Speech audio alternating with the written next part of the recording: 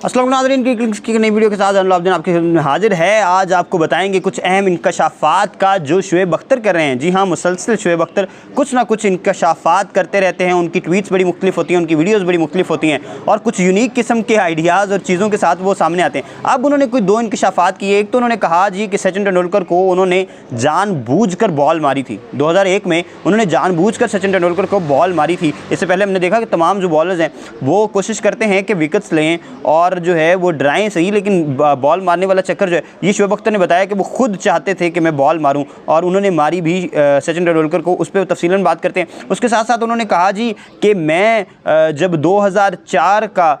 New Zealand का tour था, उसमें जब उन्हें मैनेजमेंट ने रोका कि आपने कोई ऐसी सरगर्मी नहीं करी और आपने बाहर नहीं जाना गैर ज़रूरी सरगर्मी के लिए, तो उन्होंने तब जानबूझकर बाहर गए, हेलीकॉप्टर रेंट पर लिया और जनाब उन्होंने की बंगी जंपिंग जो हेलीकॉप्टर से उन्होंने की और उन्होंने कहा उसकी वजह से वो फिर जो है वो शिकार हुए इंजरी का भी। अब इससे पहले सबसे पहले बात करते हैं जनाब सचिन तेंदुलकर की।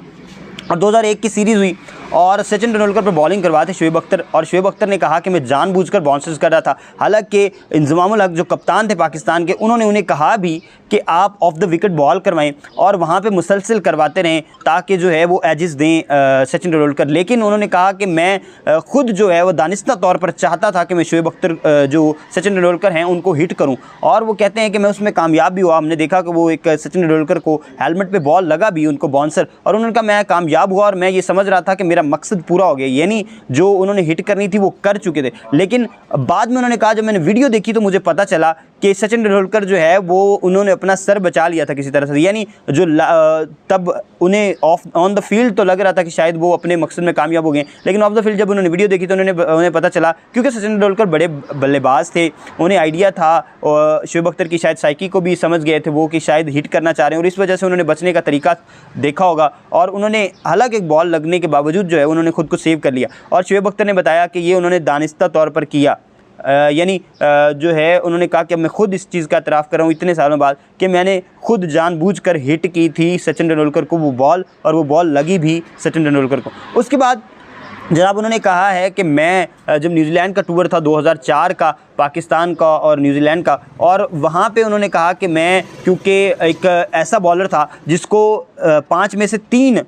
मैचेस खिलवाने चाहिए थे किसी भी सीरीज़ के। उन्होंने कहा कि वर्कलोड में ज़्यादा मैनेज नहीं कर सकता था, उनके मसाइल हैं, हमने देखा उनकी टांगों के मसाइल और उनके कुछ और भी मसाइल थे। तो उन्होंने कहा कि मैं एक तो इतना भागा हूँ अपने कैरियर में कि दुनिया के 3 चक्कर पूरे कर सकता है बंदा इतनी दौड़ में। और दूसरा उन्होंने साथ में ये भी कह दिया कि जनाब